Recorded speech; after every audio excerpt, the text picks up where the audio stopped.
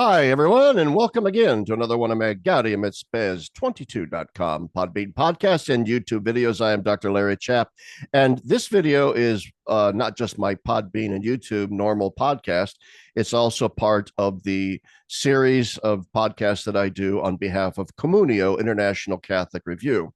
Some of my viewers and listeners may not know that I am on the editorial board of Communio. And about 5 months ago, 6 months ago, they asked me to, in a sense, be the official podcaster for Communio. And what that means is that I take every issue of Communio and interview a couple of the authors of the various articles in Communio to post. So I've done one with Father Uwe Lang. I've done one with Dr. Scott Hahn.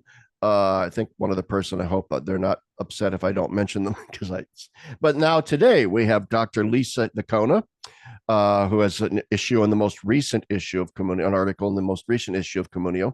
And she is assistant professor of systematic theology at St. Bernard's School of Theology and Ministry in Rochester, New York. And if I might just take a brief moment, the St. Bernard School of Theology, for those of you who don't know, anybody interested in getting a master's degree in theology should really look at St. Bernard's.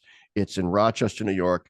The dean is a former student of mine, Matthew Cooner, who is a genius. The president of the place is Dr. Stephen Laughlin, a former colleague of mine at DeSales University. They have really turned the place around and made it a real bastion of kind of communio theology on a master's level. And if you're interested in that kind of thing, St. Bernard's might be the place for you. And Dr. Lickona teaches there, which is wonderful. So all that being said, hey, welcome, Lisa, to the show. Well, thank you, Larry. I probably should start by telling you that I don't have a doctorate, so I have a Oh, license you know in what? This happened the theology. last time this happened the last time I interviewed you too. That's okay. This It's did okay. happen. Yeah, I was interviewing you, I think, with Matt Cooner. You were. You We were were. just and I introduced you as doc. Well, you just have the aura of a PhD That's about you, Lisa. that's right. Well, Yeah. my bishop is always calling me Dr. Lickona, and I wanted, do you gently correct your bishop? I asked Dr. Cooner, and he said, no, he's just let him grant you that honorary doctorate. Yes. Well, I'm going to say this as the owner and proprietor of the Gaudium et Spes 22 blog, I hereby confer upon you the Gaudium et Spes 22 blog honorary doctorate Thank to you. That is amazing. Dr. Lacone. Thank I you. do not know if I have that power vested within me.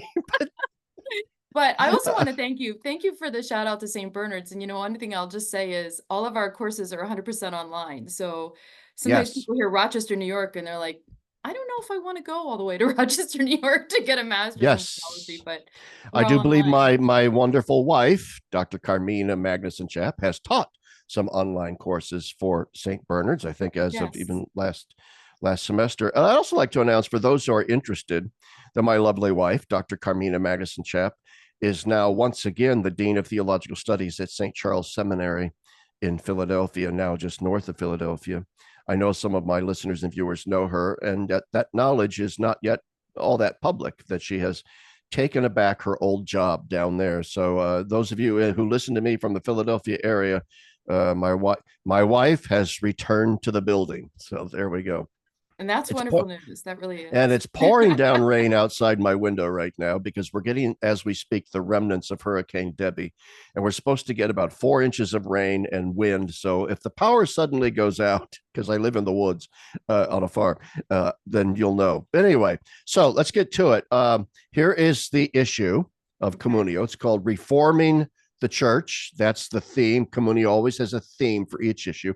Reforming the Church. It is the spring 2024 issue of Communio. And I know Communio is also currently running some specials with regard to subscriptions, and they always want me to mention that, and cut rate prices for back issues.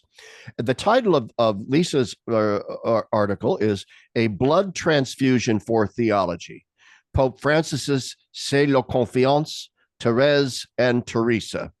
And that's the issue. The article is really about sanctity, the nature of sanctity, and what sanctity teaches us as theologians, how Yeah. it informs theology, and using Saint Therese of Lisieux and Saint Teresa of Avila as kind of jumping off points, and Pope Francis's wonderful C'est la confiance. I remember when it came out, C'est la confiance translates from the French as it's confidence, it's trust, it's faith, Mhm. and in this case, the mercy and love of God that drove these two great saints. I'm not always a massive fan of Pope Francis. Nevertheless, I thought this was a wonderful document that he produced, and I was so happy that you focused on it.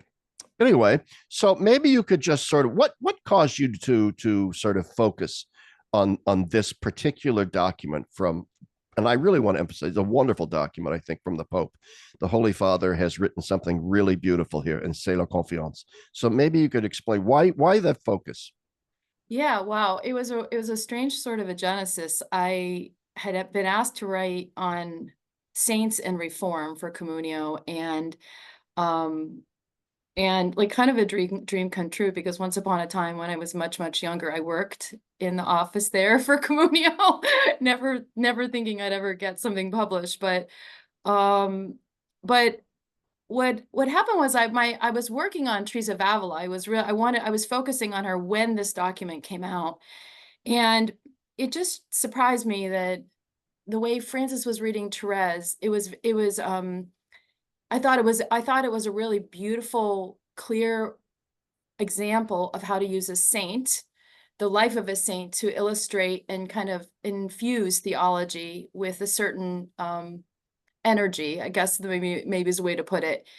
And he makes this provocative remark there that he's doing this on he actually, the document came out on the Feast of Teresa of Avila and says, I'm claiming a connection between these two women, but he never says a word the rest of the document. What's Teresa of Avila about here? She, of course, is a great reformer in the church. And so I thought it might be interesting to draw a line, a parallel between these two saints. And partly because I think Teresa of Avila, she's a great favorite of mine. She gets, a lot of people know Therese, or have some connection with Therese. With Teresa of Avila, a lot of people, it's like, yeah, I read The Interior Castle because I had to. Yeah, yeah. But her life is extremely rich, and I think it's completely in line with Therese's, and that's what I really wanted to do, is theologically show this connection in one area, and that's the idea of God's primacy in our lives and in the spiritual life. And so that's kind of it, just kind of germinated from there. And then the other piece that I took was this idea of the hermeneutic that I just mentioned. What does it mean to use the life of a saint? And that's where I drew in a little Balthazar, because Yes, he's I really saw that fond. right away. My I'm soul leapt. It leapt. Oh, she's quoting Balthazar. Fantastic. Yeah, well, I'm extremely fond of this little study that he did on Therese of Lisieux and Elizabeth of the Trinity. I've Two reread sisters in the spirit. Yeah, I've reread the Therese of Lisieux part probably more times than anything in Balthazar, because he's just all in there with her. Now, it's interesting. I mean, if I did another article, it'd be interesting to compare him and Francis, because they read her a little bit differently. But this idea of just going all in on the life of a saint and letting that become um, inform our understanding of the way that God works in human life. Really, it's really nature and grace, incarnated in the life of the saint. He does that so masterfully there, and it's really what I do. This my favorite thing to do in classes, is to kind of pick up the lives of the saints and work through it with my students and start to draw out some of the things that we can understand theologically from their lives, but not so much as I'm not looking at them as just good examples of theology. I'm really trying to say, well, how do we learn theology through them? And the more I do it, the more I realize that reading the lives of the saints used to be kind of almost like required reading for most Catholics, and for many people, it's marginal now. So I guess I'm trying to bring back something as well. Yeah. Oh, yeah. And so, hagiography, and Balthazar notes his hagiography had sort of, and I think Pope Francis notes it as well. Hagiography had fallen prey to the epicene frills of Renaissance and Baroque sort of embellishment of saintly lives and the airbrushing out of anything that didn't fit into a nice, neat, pietistical package. All right. And so hagiography and sanctity and spirituality all become sort of like this separate area related to Catholic devotional life, but it really didn't inform theology at all, did it? No, no, I think that, you know, I kind of don't know what to say about this except to tell you that when I teach the lives of the saints, my students are always blown away. So I think that what you're talking about Yes. is still happening. We're still getting a lot of airbrush accounts. It's getting better. It's getting way better with the digital era, and people are having, you know, there are documentaries out there, but still there's tons of airbrushing going on. And when you get in there and you start to unpack the saints, typically, I mean, invariably, my students they're just minds are blown, but it also opens up a dimension for them. Like, I could be a saint because these people were just as messed up as I am.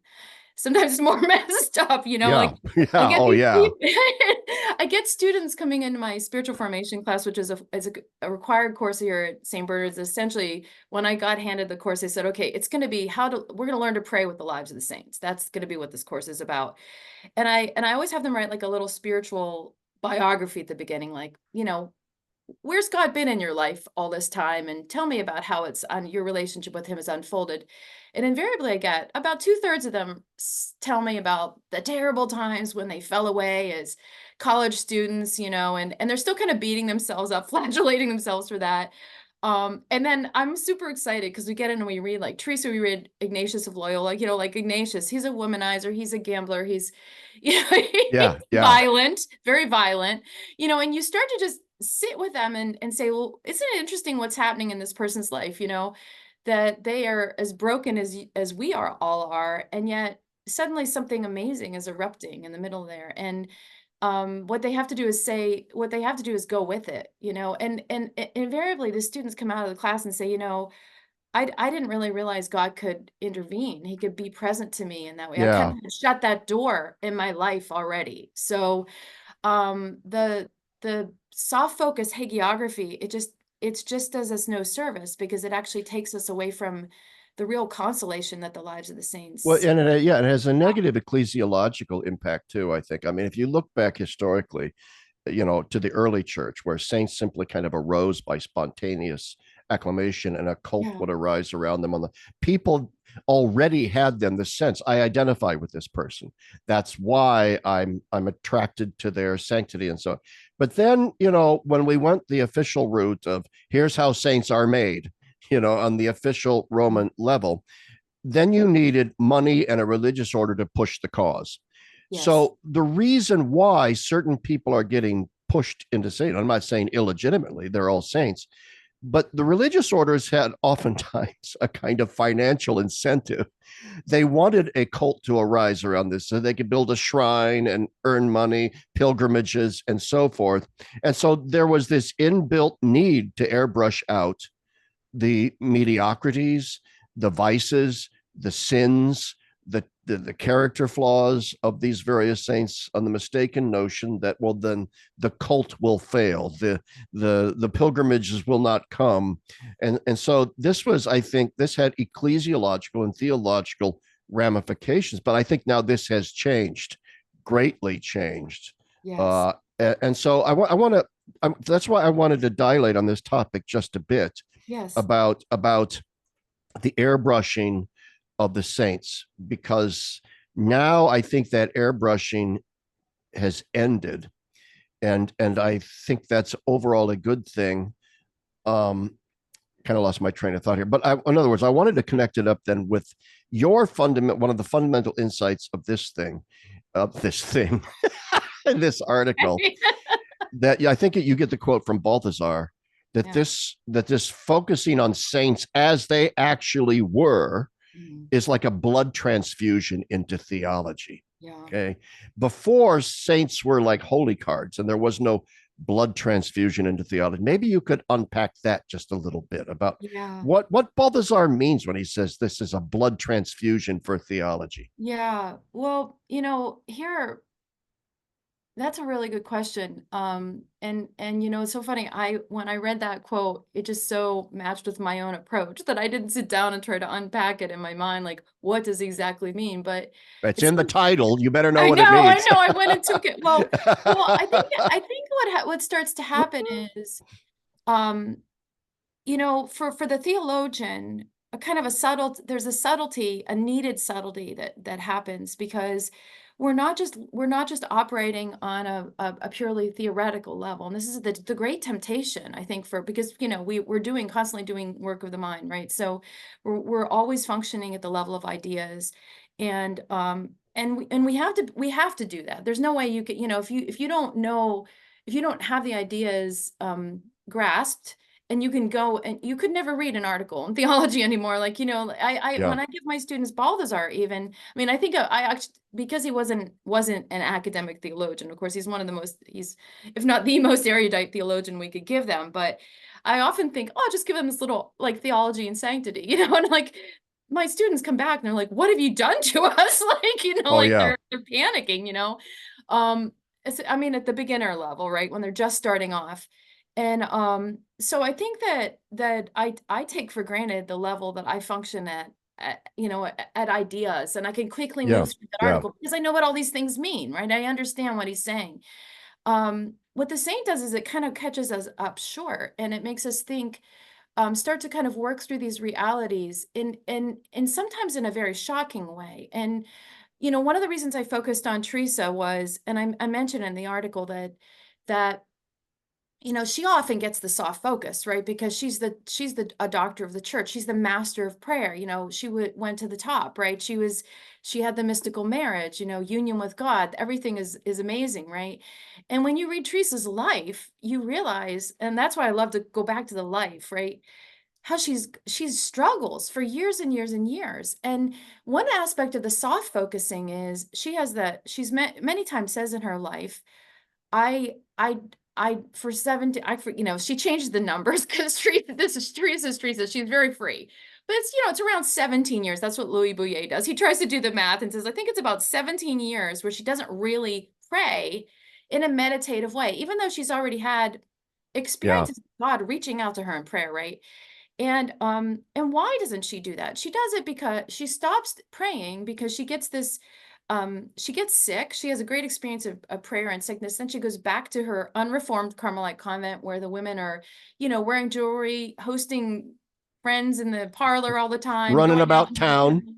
right, running about town. Running about town. And she just kind of falls into the I don't know, kind of low level vice of these women at the convent, these nuns actually. And she Well, starts to stop think, right there. Stop there. And I mean to interrupt your flow of yeah, thought. well, You because what prompted me was you said low level vice. And yet yeah, someone okay. would say, is it a vice to want to socialize with people in town or have visitors? Is that a vice? Well, it's a vice and therefore a sin if it violates your mission. And that's Yeah. key, I think, to your article as well. The Yes. the missional element. But we'll come back to that. Yeah, I let's come interrupted back. your train of thought, but No, I think that's a really good point. But actually, there is some vice going on. There's a lot of gossip. There's a lot of gossip. There's a lot of maybe inappropriate relationships between men and women. Teresa tells a story, which I don't tell in the article, about okay, okay. relationship with a priest that is telling her how he's fallen in love with a woman, and he's like unburdening himself on Teresa, and she's beautiful. I mean, Teresa's an amazing soul, very delicate. Delicately tells the story, but you can clearly see this was all on the edge, right? Of what one should be doing if one's life is really devoted to prayer, the hours of prayer. So she starts to think, she's had these experience some first experiences of God touching her prayer in really beautiful, amazing ways. And then she's like, I'm not good. Kinds of things don't happen to people like me. I'm run of the mill. I'm just, I'm just hanging with the people. I'm not a good person. And she kind of shames herself out of prayer for Oh, I'm a 17 woman, years. no woman. Yeah. No, and I mean, if you see you when you read it, some of my students will say to me when they're reading this, they think, gosh, she jumps all over the place. It's very erratic the way she describes this. This is what her life was erratic. Her prose is reflecting the fact that she was seeking God, but also still avoiding him. And she's like Adam and Eve in the garden, like most of us are half the time, right? I really want to talk to that guy, but I'm gonna hide behind the bush here with the fig leaves. It's the shame spiral, and so the big change that happens in Teresa is when she starts to realize, he's happening. I'm going to say, put it this way, God is happening to me, whether or not I'm good or bad. She starts to realize because she goes to these spiritual directors. She's got Teresa famously had a ridiculous number of spiritual directors in her life. She kind of cycles through all these people, but she has a couple really good spiritual directors, and because finally when she has a couple conversion experiences that lead her to think, okay, well, maybe I should go back to meditative prayer. When she does that, she starts having mystical experiences. Now she's like, okay, I really think these things are happening to me, but maybe it's the devil. And she goes to two spiritual directors. They're like, it's the devil. Tis the devil. Why? It's the devil. Ah, la Why? gripa, la gripa. God Yeah. doesn't give such graces to people as mediocre as you. Like, I put the quote in there that she says, I didn't even know what the word mortification meant. Like, she literally, she's not a penitential soul. She's not a person who's making great sacrifices, making great strides in her life. She's Well, I she's can relate to pretty this because if mediocre. I ever had any kind of a mystical vision, there's no way I would think it was from God.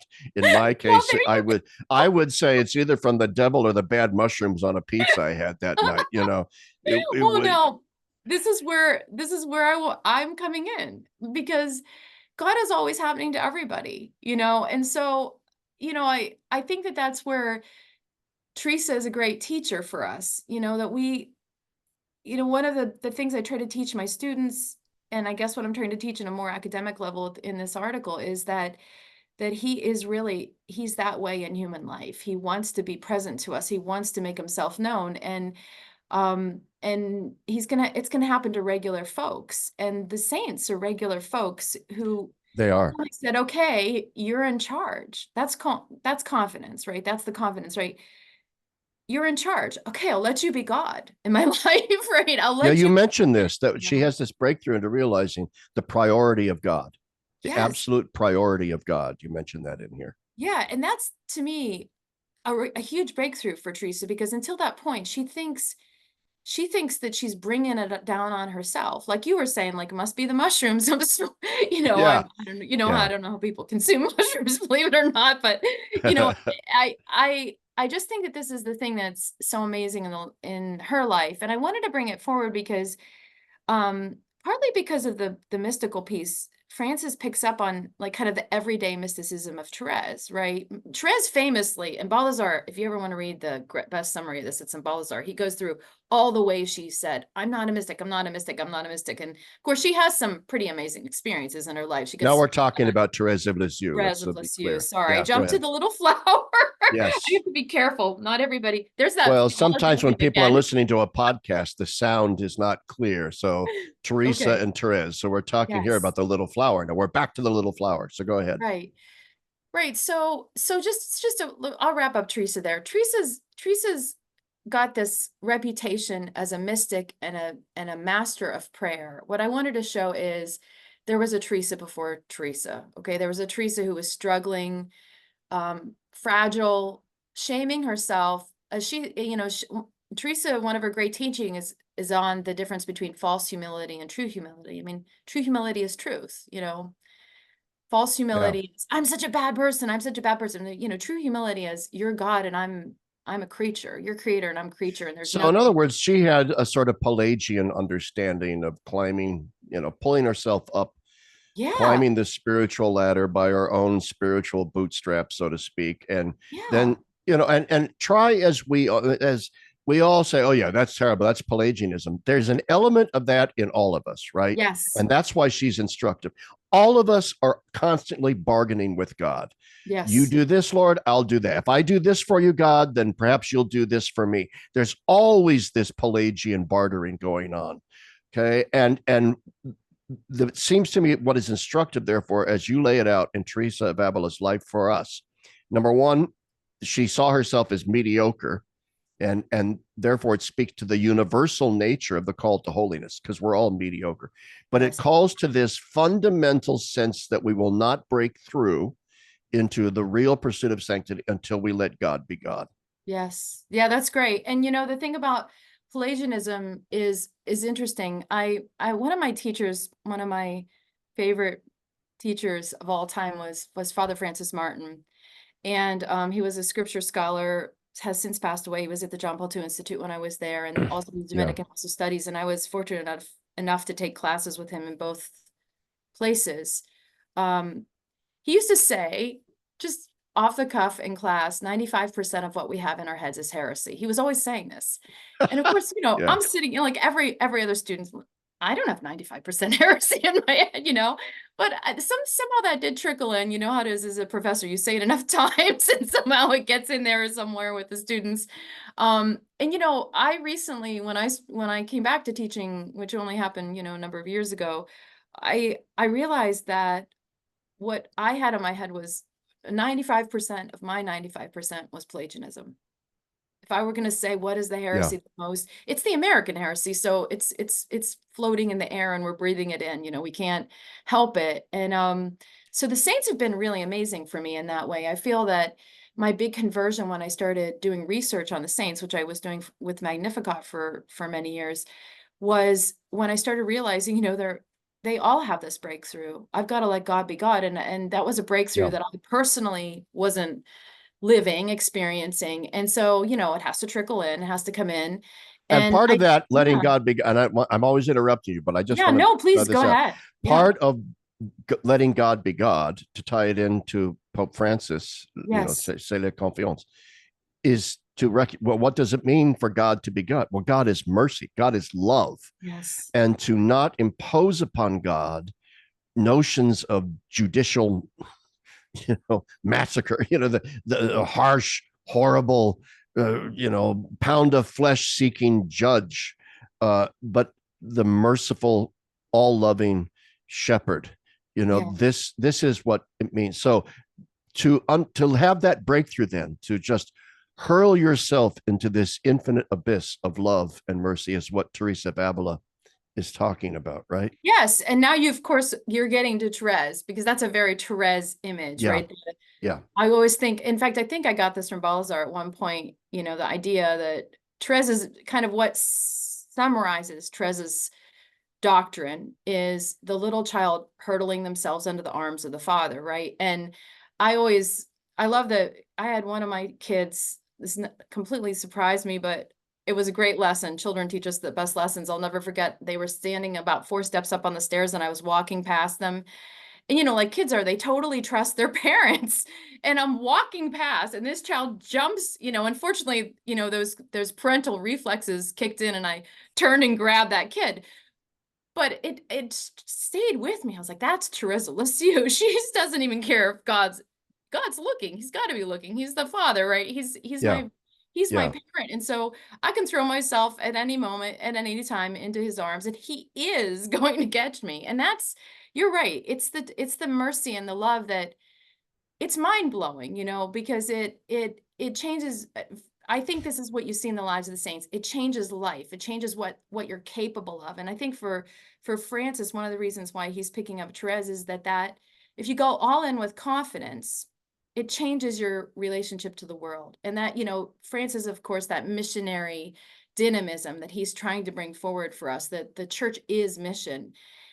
But it's not going to be mission if we do it in a Pelagian way, right? Like programs and, we're going to focus on what are we doing? It's going to be missionary if we focus on who he is and giving him the time and the space, God, the time and the space to love us, be merciful to us. And that kind of fills up, as I'm going to quote Father Isaac Slater, the monk I just taught a course with, fills up your tank. This is really what you Oh, see. Father Isaac from Genesee. Yes, yes, you know him. That's Oh, I right. know Father Right, he was Isaac saying, well. yeah. Yes, Yeah. yes.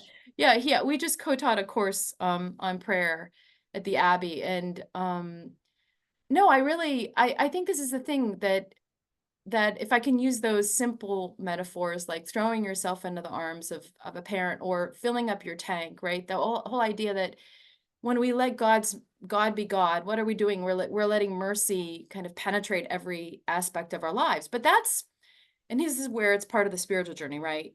And if Francis is anything, I often think if Pope Francis is anything, I think he's a spiritual director.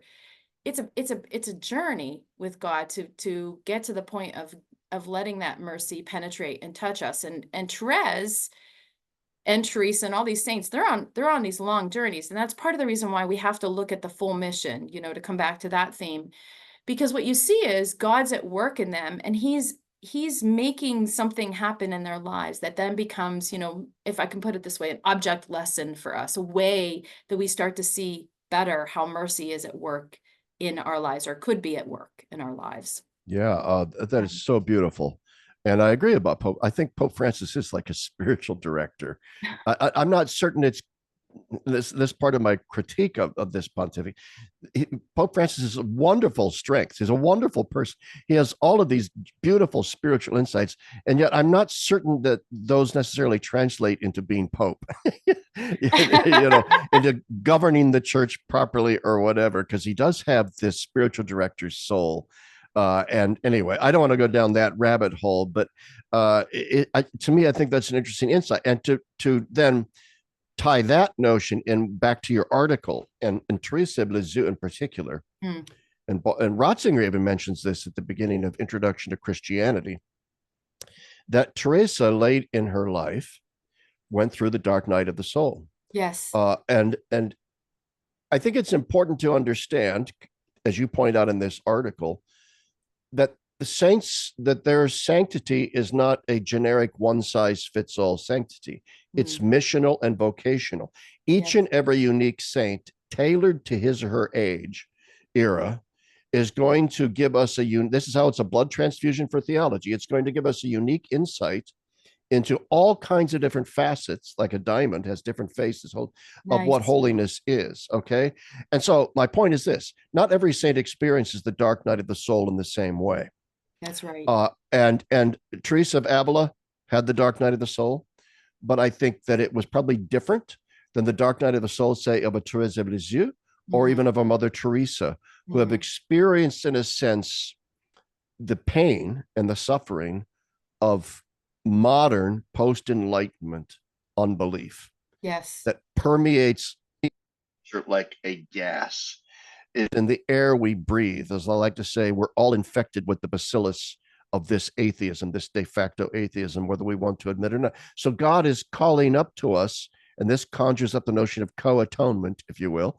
All right. God is conjuring up for us saints for our era who suffer through unbelief, suffer through the pain.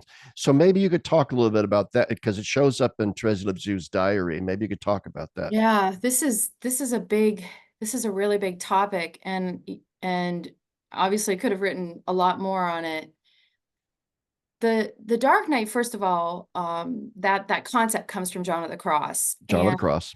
It's a way that it's for John of the Cross, if I and I have to say that I've been so helped by Louis Bouillet, who of course is an amazing figure in the area of history, spirituality, among other amazing things that he did. But his writings on spirituality are so helpful for me. One way to think about the Dark Night is it's actually God coming close. Okay, it's God coming close. It's why am I putting it that way? Because if you don't realize that, when you read what Pope Francis says about Therese of Lisieux's Dark Night, you really won't get it, because he's talking about, like, what is God doing here? When a lot of people think, well, the Dark Night is just a purgation I have to go through, to suffer through, to get to union. Well, of course, exactly. Mother Teresa showed us that's not what it is. It's solidarity. It's an experience of solidarity. That would be a whole nother show we could do, right? Her experience of spiritual direction and everything was interesting. But to stay with Therese of Lisieux, the Dark Night for Therese, she does identify it with modern atheism. And here's this girl, like you said, Ratzinger brings this out beautifully in Introduction to Christianity. Here's this girl who's just never lived in anything but, a warm, fuzzy, pious environment. And all of a sudden, she experiences this darkness, and she's given this insight. This is what's going on the outside of the convent, right? This is what's happening. This is what people are living. And so there's that aspect of the darkness as being a solidarity with the modern atheistic moment that she's living in, even though she maybe hasn't had very much actual lived experience of it. She's given insight into it. It's interesting. Francis also goes in another direction. He says that, which is actually expanding our understanding, I think, of her Dark Night, that she's also living in a time in which the notion of heaven is rather individualistic. And I am not a person who likes to throw any saint under the bus, but I would just say that one saint that I see this in a little bit is Elizabeth Ann Seton, and this with an incredible, let me put this in the context of incredible respect. I write for the Elizabeth Ann Seton Shrine. I've done tons of work on Elizabeth Ann Seton. She's my patroness. But sometimes when she talks about heaven, it's like that place I just get to when I get out of this place, Oh yeah, I right? know her well too. As a graduate of Mount St. Mary's in Emmitsburg, yeah, Yeah. we learned. In fact, we said grace before meals, and it was Mother Seton, keep us eating. I love it. Well, You know, she's an amazing saint in 1,000 different ways. But you see, if you want to look at for an example of what Francis is talking about, because he says in C'est la Confiance, this was a time when often people talked about heaven as the escape from the world, the escape. And you understand, like, we're going into the 20th century. I mean, talk about a world you'd want to escape, right? The 20th century was full of so many horrors. And so here we are at the cusp of the 20th century, and this young Carmelite nun enclosed in Carmel, right? She's living the reform that Teresa of Avila brought about. So these women really living in a very obscure existence. She has this experience of darkness, and up until that point, she's saying some of that stuff about heaven. I want to get to heaven and get the heck out, right? yeah, Like it's yeah, going to be this yeah, great escape. And then it's almost like the way I visualize it is almost like the cloud comes over her, right? She talks about it as a cloud, and her aspirations for heaven are now deflected because how am I going to love? She's the saint who also has that mission to love. I want to be love at the heart of the church. She's completely taken up with the love of God. And yet now how am I going to what happens if there's no heaven? Well, maybe love is eternally doing good on earth, right? Maybe she kind of gets deflected back to earth, and that opens up that astounding aspect of her mission, which is that she is going to be the saint that spends the rest of her life helping us on earth. By the way, a Mother shower of Teresa, roses. yes, Mother Teresa picks that up too. Mother Teresa said, I will be the saint for those in darkness. Because she's very Teresian. She was a huge Yeah, follower of Teresa of Lisieux. So yeah, she reads her Dark Night ultimately in the context of Teresa's Dark Night, right?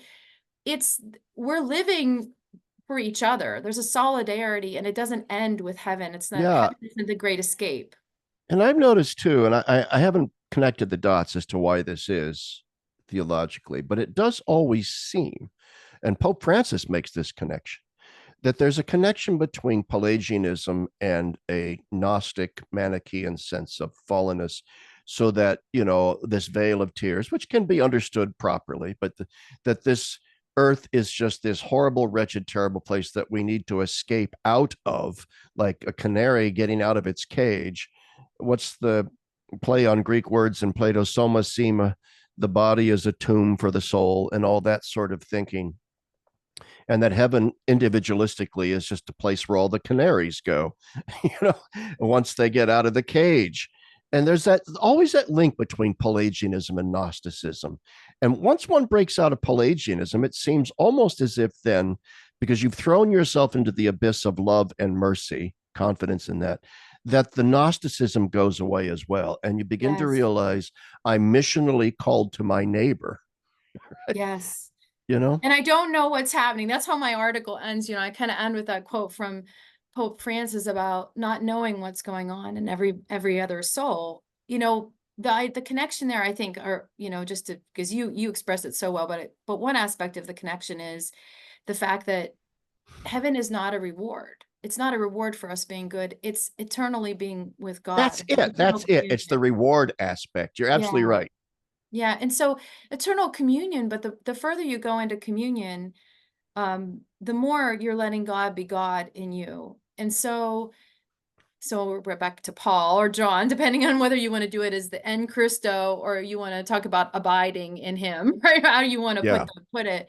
But the more we let God be God in us, in a way, the more we become who we are, right? That's the point of mission.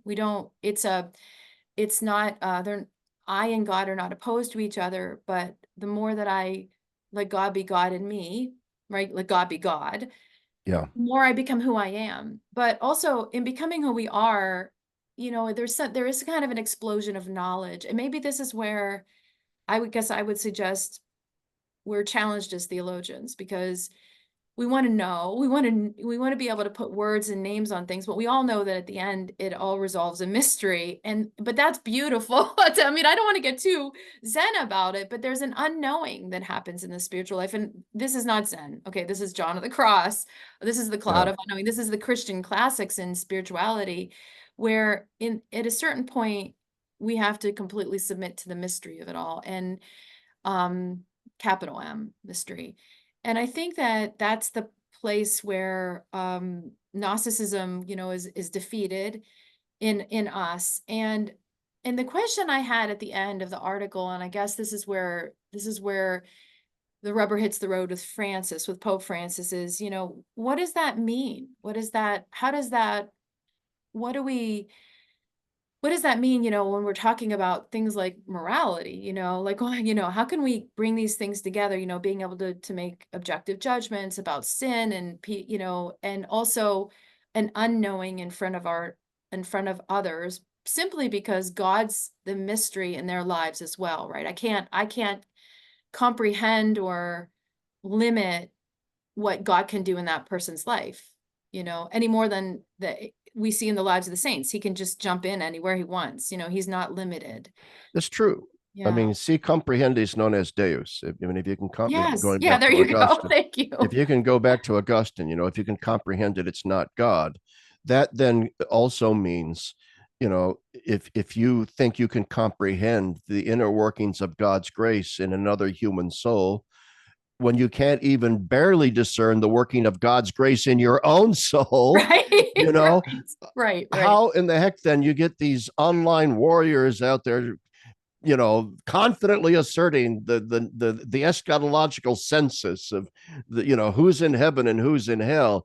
Yeah. This to me is in some ways also related to a kind of Pelagian understanding, sort of ledger book morality. Yes. Well, I mean, in France, for Pope Francis, those things, Platonism and Gnosticism, they're always playing off of each other. Yeah, Because if I know I'm good, first of all, I'm good because I'm doing good things, right? I'm doing the right thing. And then there's this, yeah. but that means that I have to know, I have to be able to be confidently assert that I'm good. And then that separates, and sin divides, right? If we think about it, that which separates us from other people only creates more division and sin in the world. Not that we can't make distinctions, but we always have to keep them together. Maybe that's the way to understand that crazy thing that he claims in C'est la Confiance. Pope Francis says, he kind of puts Therese up and says she's the synthetic doctor, and Thomas is the analytical doctor. Yeah, We yeah. need a synthetic doctor more right now. And I have not gone out. I have not talked to a single card-carrying Thomist, and about that claim, but I'd be so curious as to see how they might interpret that. I Well, think, it's interesting. I mean, it's you go back. yeah, Yeah, it's a very interesting way of looking at it. I mean, I don't want to go into a long dissertation here, but yeah, I would recommend to my listeners Balthasar's article. It showed up in Communio. I can't remember which edition. The fathers, the scholastics, and ourselves. I'm sure you've read yes, that article, yes, in yeah, which he goes through the history of theology and notes the strength and weaknesses of each era. And he notes that in the early church, right, all theology was done basically by people in monasteries or at least yes, clerics living a religious life. Then that then segues. The great change happens when theology moved from the monastery to the university with the great medieval scholastics. And then he goes, that brings us great progress in theology in the sense that it adds analytical precision. Okay, here we go. The analytics you were just talking. It adds analytical Aristotelian precision to our deliberations.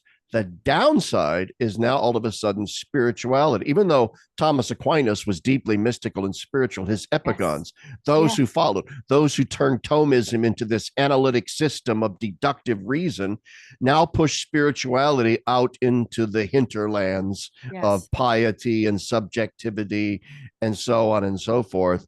And I think that's what Pope Francis now means. I mean, now we're entering into an era, and here is, we're talking about a communio article. This to me, people say, why are you a communio theologian? This is why, mm, because the current moment requires every arrow in our quiver, every tool in our toolbox. It yes, requires the vast broad swath of the tradition, and not this simply this narrow, analytic, Thomistic part of the tradition. And I think this is what Pope Francis, this is why I loved C'est la Confiance, because he's Yeah. saying we need that synthesizing poetry of the lyrical soul of the saint. Right. And this is what I think Balthasar means by a theological phenomenology that you mentioned in this article as well. Yes. Yeah. No, I think that's perfect. And I agree with you. You need that historical perspective that Balthasar gives. It really helps us Yeah. understand, where things have gone awry, and where God is bringing them back. Because what is God doing? It's fascinating in terms of the saints. We have these modern figures. I'm thinking Therese of Lisieux. I'm thinking Charles de Foucauld. I'm thinking Edith Stein, that their way that they're living holiness is itself a corrective to this things going awry. And so that's where the blood transfusion comes in. I guess I would say, Yeah. like, let's spend some time with these people and see what their proposal is. And what the proposal is coming through their own lives, through the lived experience. And so you have to have some, this is the phenomenology. You have to have the patience with the particulars. You have to be willing to Yeah. get in there with that person and read their story, and not just either to choose to have it be a pious hagiography. We have to be willing to let the sometimes gory details of people's lives come to the fore. No, I'm thinking about it. This is a person you could say so much about, way more than I could, but I just did a little talk on Dorothy Day, Yes. and it was for the monks, actually, at the Abbey of the Genesee. They were kind enough to ask me to do a few talks on modern saints. So I pitched them several names. One they really wanted was Dorothy Day. And I found myself talking a lot about her conversion experience, because I'm very interested in what happens, and how it really emerges out of the suffering of her abortion, which she's very discreet about the abortion, very, very, very discreet. But it's And tied up with also the rejection of her even after she had an abortion by her yes, lover, right? yes. But it's so,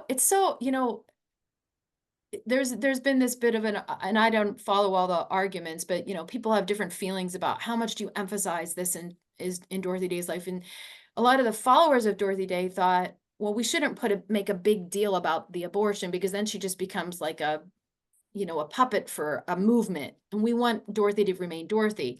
But I think the most powerful thing is to see how God works in that circumstance of her life, and her experience when her daughter is born, of utter joy, and this joy that kind of breaks her open for God. It seems like that's really God taking this sorrow and suffering of going through the abortion, like you said, being rejected by the man who convinced her to have the abortion.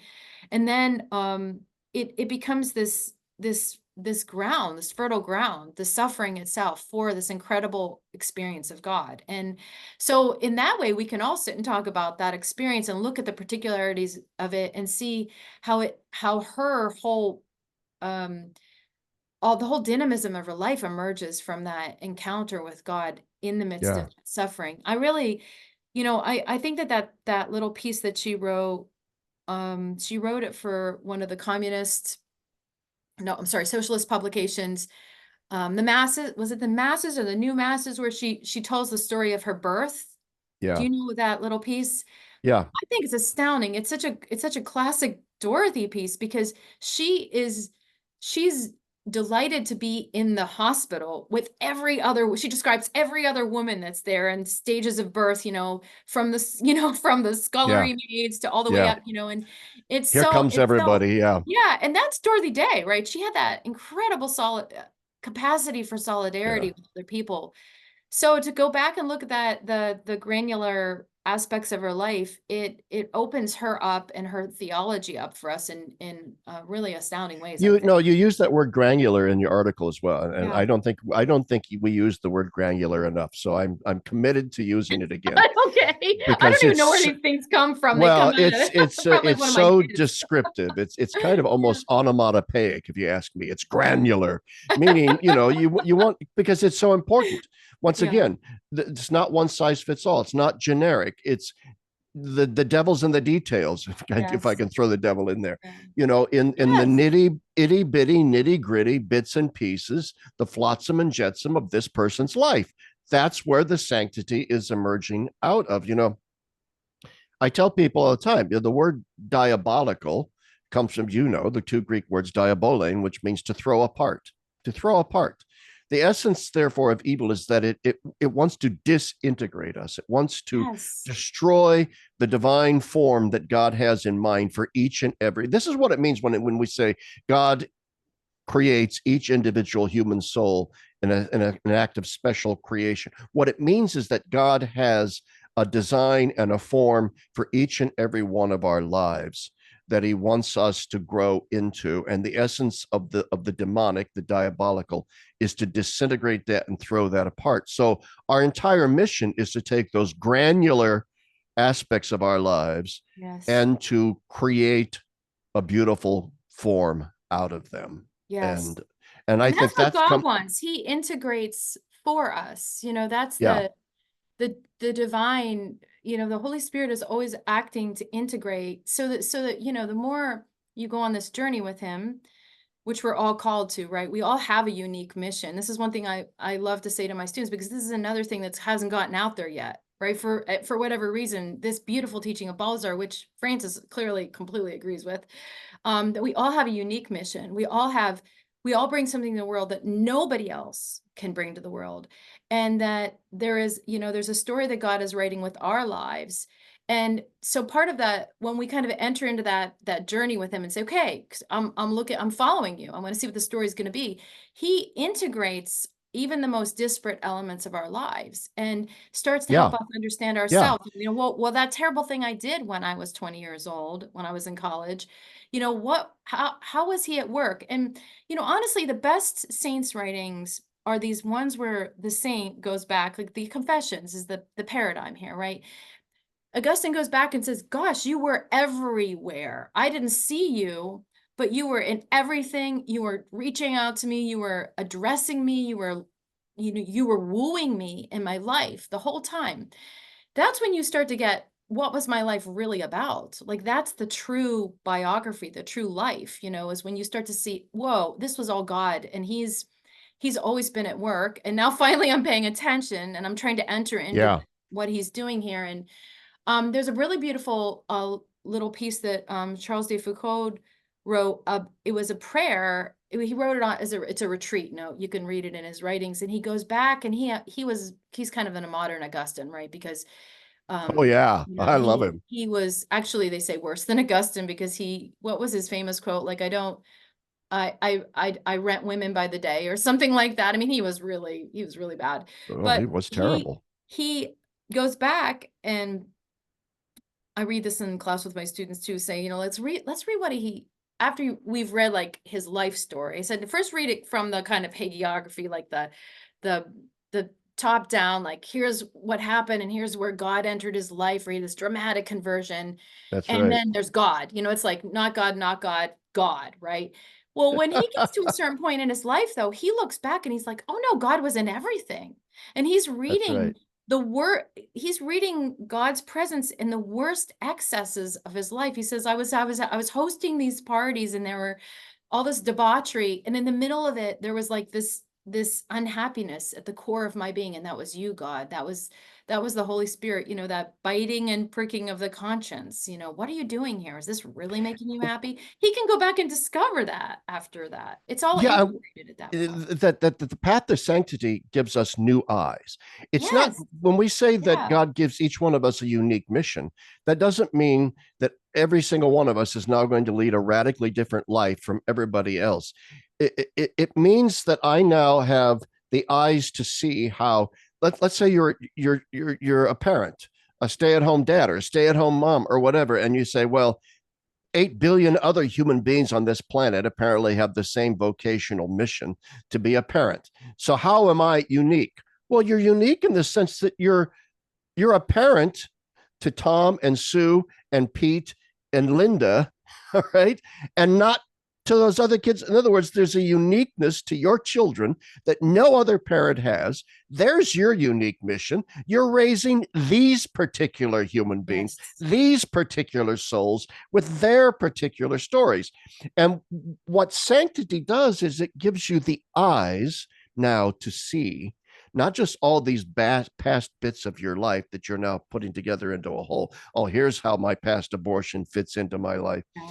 It's also to give you the eyes to see differently that what, in other words, Satan always wants to try to get us to believe that ordinariness is just that there's Yes. nothing supernatural in the ordinary, and therefore to kind of despair. God hasn't given me a unique name. There isn't a stone with my name on it in heaven. I'm just one in a sort of beehive mass of other human beings.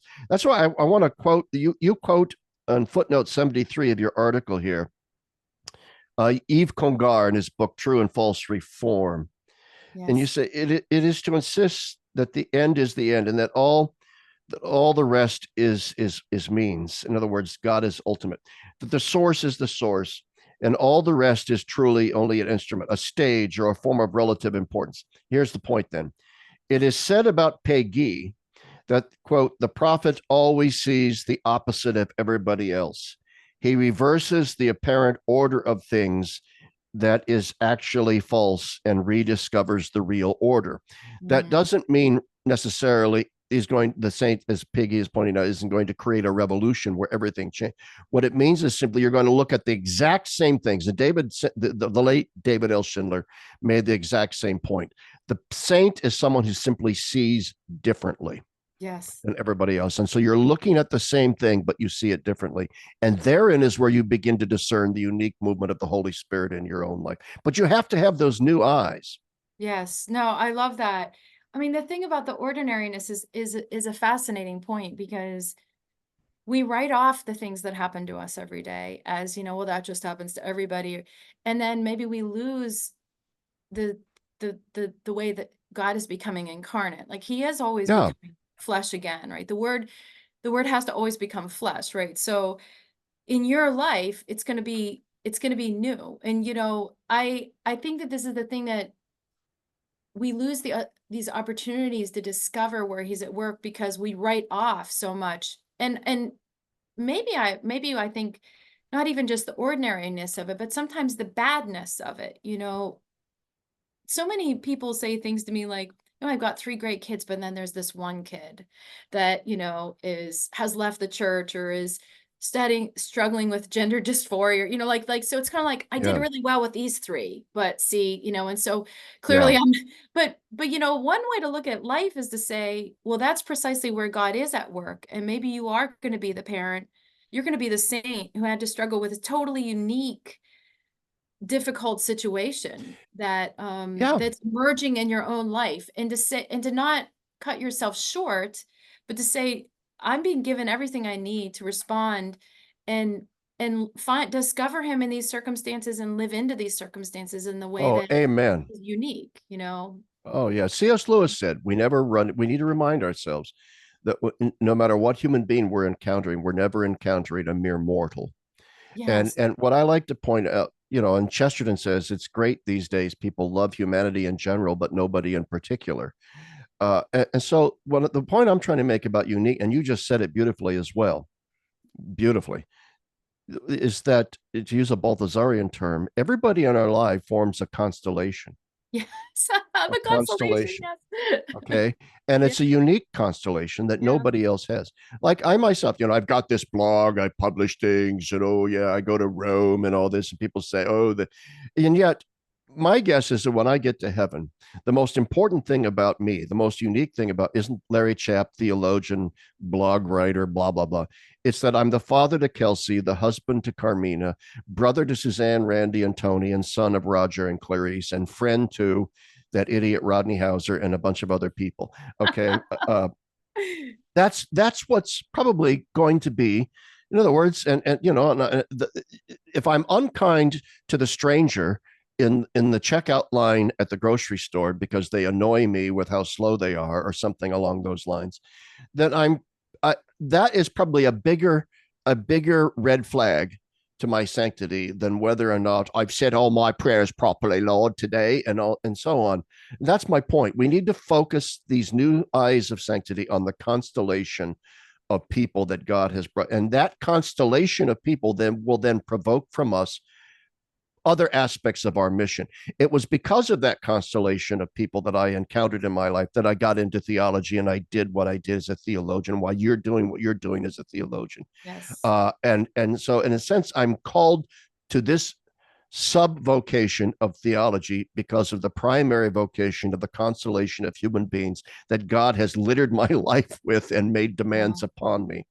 And that's Yeah. Foucault, by the way. This is Yeah, Foucault as no, well. that's really beautiful. I was going to say two things there. One is the constellation is I think we have to be really bold like Balthazar and assume that we've got a heavenly constellation too. So Yeah. Oh, yeah. let the saints be real people that are really in, I mean, because actually, the further you go, the more you let them in, the more they just start to take charge and enter in, and even when I was writing this article, I was like, oh, that Teresa of Avila. So I just really felt like, her presence in just in my prayer life, like I found myself talking to Teresa of Avila. Well, she's a real person. She's at work in the world still, she's part of my constellation. So big surprise, right?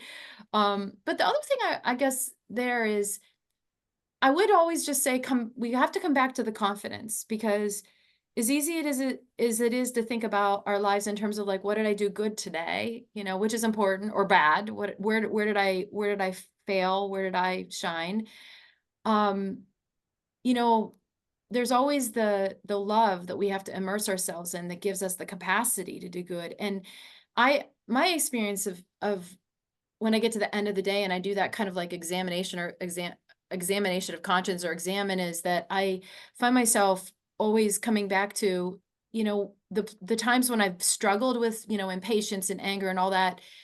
It's also because I haven't let myself receive the love that's being given. Like a Oh, lot of God. Yeah. times God is at work in our lives, and he's offering us opportunities to immerse ourselves, if I can use that term, because that's in both of these beautiful saints. And Francis picks up on that immersion of love. He says we're all part of our baptismal heritage is that we're all going to experience the immersion of love, but we have to open ourselves to it. And I think a lot of times if we focus on what we're doing, if we get a little too Pelagian, right? We get on what I've done or not done, and we lose the capacity to receive and just let ourselves be loved, then we get off track, right? We have to kind of return to the love. I always say to my children, when they call me on the phone, I have a whole slew of adult children. When they say, Mom, I'm miserable right now, the first thing I say is, well, where are you feeling love right now in your life? Well, my Yeah. friends, going out with my friends. Well, when was the last time you went out with your friends? Well, work has been so hard, blah, blah, blah. I said, well, like today, prioritize going out with your friends, because it's going to be easier to be who you are if you Yeah. are with love, because God is love, right? So I think that's a big calling there in Teresa and Therese, to just always lean into that, if I can use that, lean into the love and let him be I God. like that. Let's lean into the love. You should That's get a right. coffee mug with that on there. Let's That's lean right. into the love. Let's lean into the love.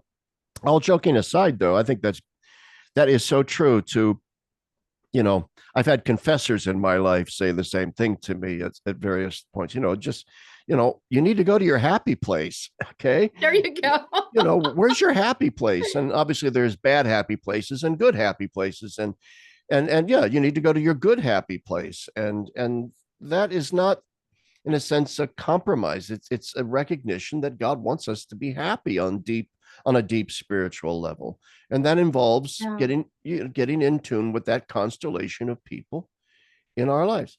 If I may, though, we're gonna running up on about an hour here now, so we wrap soon. But I want to shift gears a little bit and point out Okay. something that, Okay. I mean, you identify as a woman, and I'm sure your pronouns are she, her, and so on. One of the things I know, okay, Teresa of Lisieux, Teresa of Avila, women. And you mentioned Dorothy Day. I've also lately become very, very sort of keen on like Edith Stein, but also Madeleine Delbrel, Mm. and even a non Catholic, if you will, Simone Weil. Mm, And then Mother Teresa. It just seems to me, and this is purely subjective on my part, but you can comment on it, that so many of the modern saints that I now, in a sense, have a deep resonance with and find to be profound are women. And mm. I'm wondering if that's a trend or whether I'm just, maybe I don't know. What do Well, you give? Go ahead. well, that's really interesting because one of the things I've been thinking about lately, so I'm just going to let myself just bring in some ruminations of as of late. Absolutely. There's a really beautiful place in Ratzinger, and I'm not going to be able to remember right now, but maybe I can look it up and send it to you where I was reading this. I think it might be in that little book, Mary Church at the Source, that he did with Balthazar. Yeah.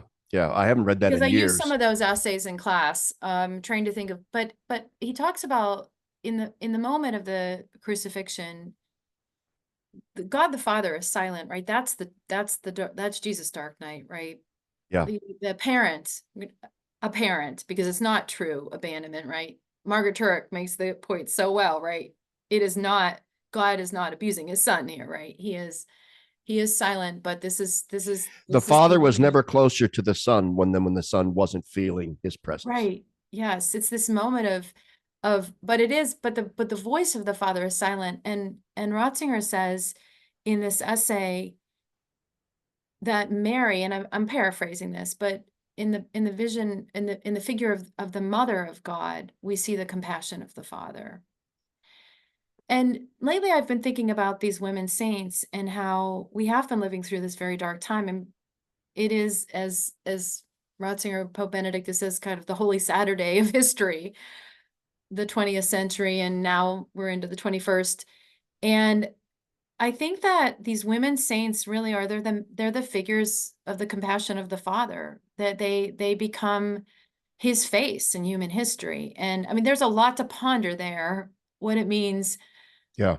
But that is what God himself permits. He permits Mary to become the mother of compassion, that the pietà, to be the look of compassion on the son in that moment. It's just interesting. It makes you more aware of the Marian dimension of the church. If we want to go back to the ecclesiology, right? There's something the church. There's It's something a huge, afoot. I'm yeah, going to say there's something afoot here.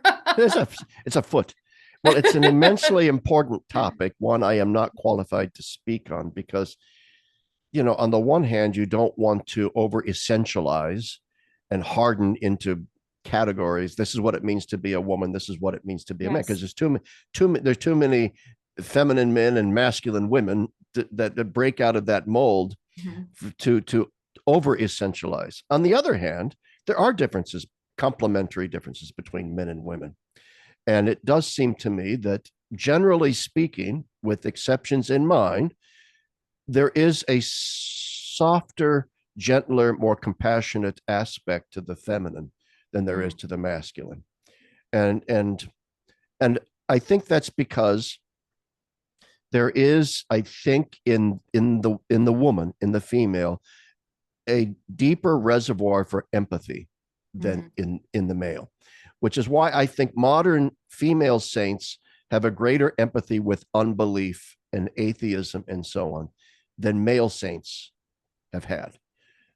That's just like I said. I'm riffing now. This is just a riff on my Yeah. part, so I don't know. Well, I like to talk gender all day long, so we could do this Yeah, forever, but it's out of I my think it's wheelhouse. beautiful. I avoid the topic like the plague because I just Well, we're all men or women or something, right? I don't know what yeah people are identifying as, but I think that's a really, that's a good thing. That's a good point. And it's a moment. I do think there's a moment. I'm always encouraging women to go into theology in this moment because yeah I think that there's something that an a capacity that we can bring that can, I don't want to say soften because I'm not always very soft. I have to be honest. But I think there's this, yeah, empathy is a good way to put it, or solidarity. yeah. You know, Soft is not the right word. yeah, Empathy is the right word. yeah, okay, Solidarity is a better word. I yeah. think women have a greater innate capacity for those things than men do. Men have to work harder at it than women do. Yes, I mean, I Uh, think we have this capacity to open something up because we have this patience with the otherness, precisely because what it is to bear a child within you is a patience with otherness. There's an other in you. Yeah. Yeah. So Yeah. we're wired for that. And so maybe that's part of what we're looking at now as a time when we need to develop that patience with the other. I think that is, I certainly need to develop patience with the other. Anybody that knows me know that I'm just beyond the pale with him. I'm the most, everybody who knows me, Chapp is the most impatient human being we've ever met in there. And it boils over even into the way I walk. I was in Rome once with Rodney Hauser, and I was there with students he was visiting, and we were walking up the via something or other to go up to Piazza del Popolo. And about halfway up, Hauser turns to me and goes, "Why are we running?" And I said, "I wasn't running. I was just walking." But to him, I was running. And everybody knows you, I walk like 10 miles an hour. It's incredible. So yeah, I'm always impatient, and I'm always a man on the move and that kind of thing. So yeah, I need to slow down. Well, I think you very patiently waded through my article here, so I don't know. I'm thinking that you're doing okay, Larry. Well, thank you. Thank you, honorary Dr. Lickona. Thank you. Thank you. You have the Gaudium et Spes honorary doctorate. I'll take it. Yeah. All right. Are there any last words you want to leave with our viewers? I just want to thank you for this wonderful article. Encourage my viewers and listeners to go and subscribe to Communio, or at least get this issue so you can read Lisa's article. Gosh, well, no, I honestly, you've been so patiently letting me just share what is most important to me. This has been really great. Well, Thank you thank so you. much for this, and This thank you, was, yeah, Communio, for publishing it. yeah. Well, you were an easy guest interview because you had a lot to say, which is great. But anyway, thanks, Lisa, for Okay, coming on the thank you. show. And once again, to everybody, thanks to Communio International Catholic Review for publishing your article and for asking me to interview on it. All right, everyone. Thanks a lot. Bye now.